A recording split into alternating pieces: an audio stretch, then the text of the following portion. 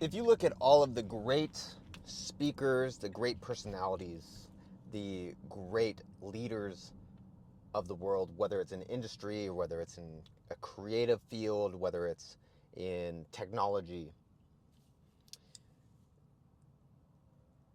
they have one thing in common. These leaders are unapologetically themselves. And when you start to realize that your outside world is a reflection of your inside world, you start to see that people will treat you the way that you want to be treated when you believe, when you have your self-concept reflecting internally what you want them to act like, how you want them to treat you. And a couple great examples of this. Definitely one example is Bill Gates. If you look, whether you like him or hate him, whether he is a, world dominating weirdo or whether he's just a tech nerd, you look at Bill Gates when he was building up Microsoft and you see some of the videos that he used to do, such as when they would dance on stage and they would be looking like the nerdiest. He and his buddies would be the nerdiest looking people in the entire room. And this is a room of thousands of people. And they'd be dancing around, no coordination whatsoever. They looked like the typical Revenge of the Nerds, right? He and his buddies. But they're the ones on stage. They're the ones making millions of dollars. They're the ones selling whatever it is that they're selling. They're the ones creating whatever it is that they're creating. And yet they are the ones that are the nerdiest dancing up there. Therefore, since they are essentially at that point in time like the alphas of the group, everyone else in the crowd who is watching them is essentially following their lead and seeing them as the top dogs. He never once apologized and said, "Oh, sorry, I'm not a good dancer. I'm not this. I'm not that." He just did what he did. The same thing goes for people like Donald Trump, whether you like him or hate him. Same thing goes for people, guys like, what's his name? The Way of the Superior Man, the guy who wrote that. I always forget his name.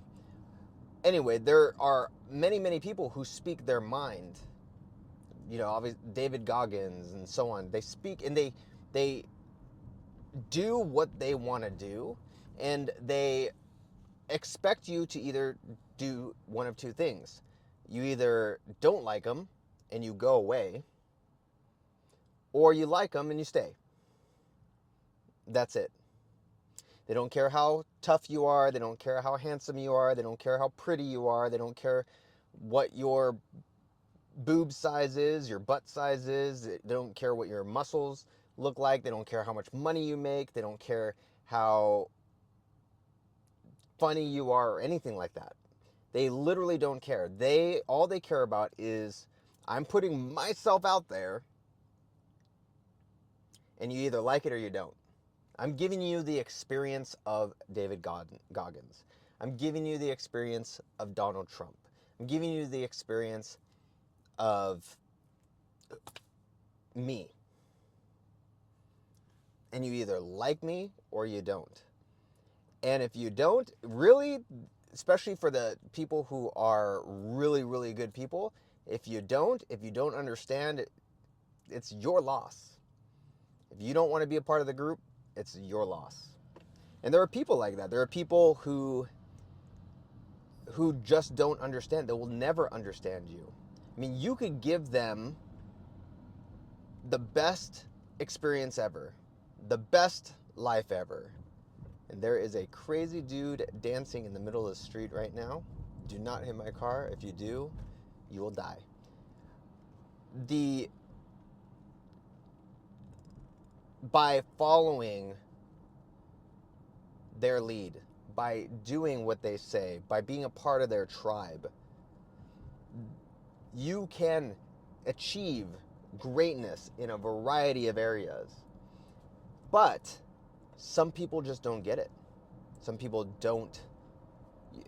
We've all seen those people who are in relationships where you're thinking, dude, you are a super handsome guy.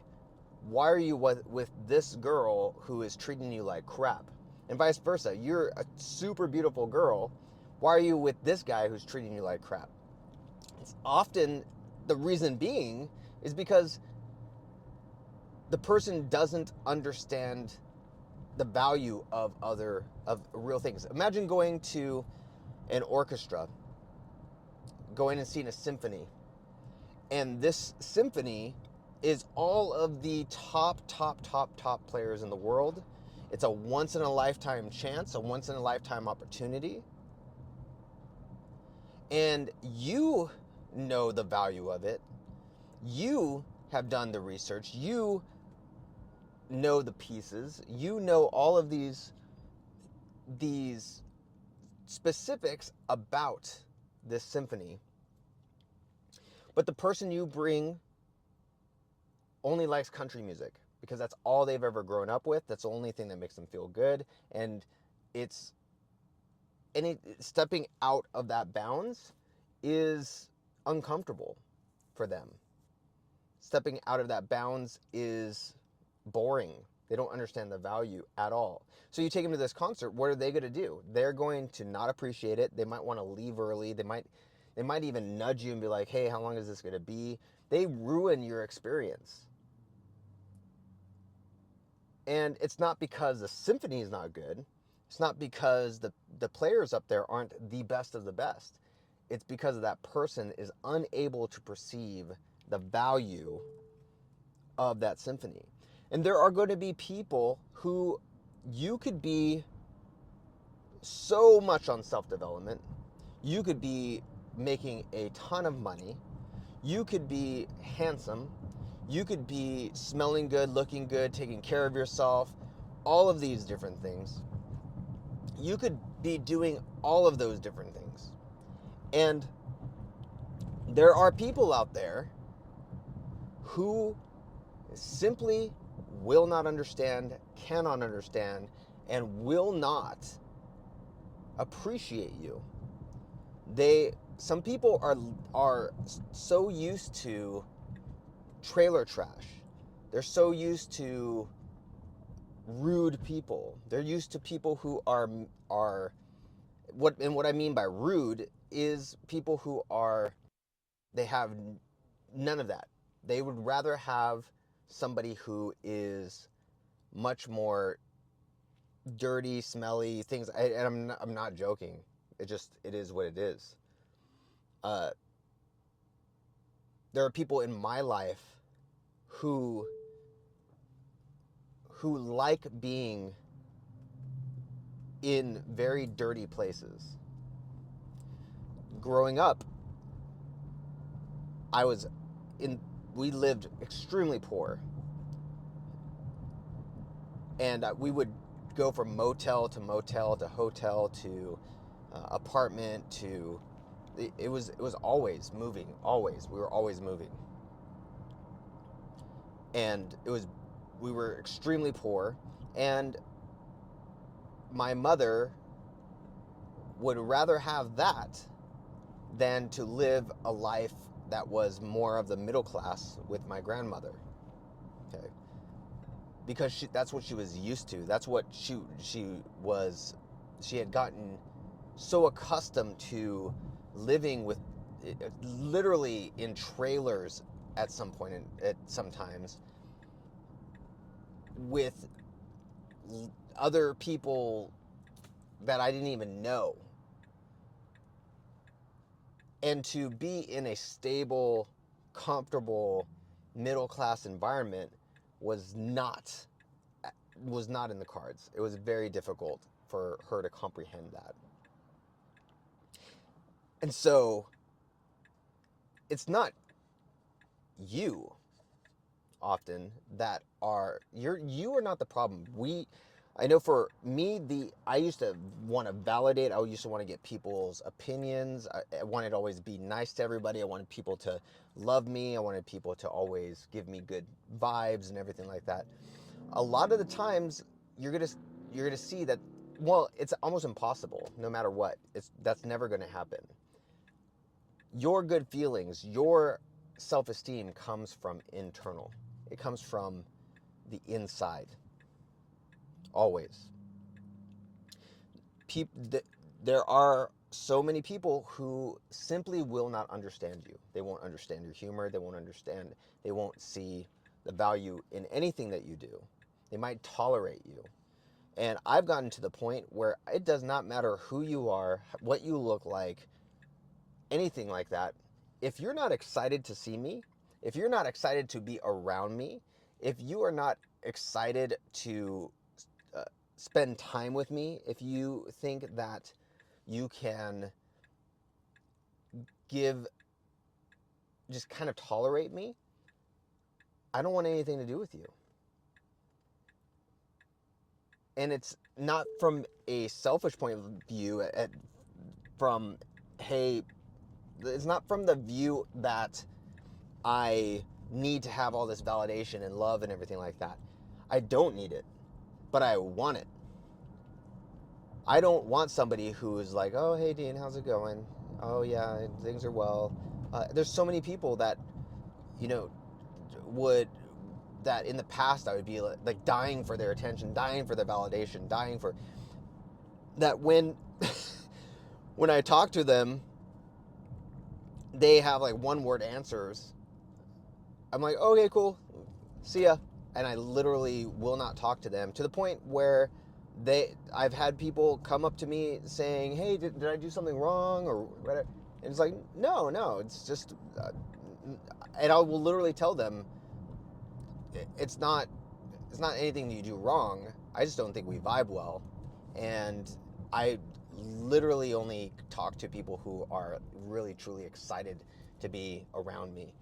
And even if they can't do that, now the respect has gone up. Now the respect is much, much higher. It doesn't matter how they look, who they are, how much money they have, how little money they have, whatever. I genuinely will not hang out with people who are not excited to be with me. I went through that phase when I was in school and always trying to people please and always trying to be loved by everyone. Nope, it doesn't work that way anymore. So, all that to say that your experience from the outside world, how people treat you, how people act around you, is all determined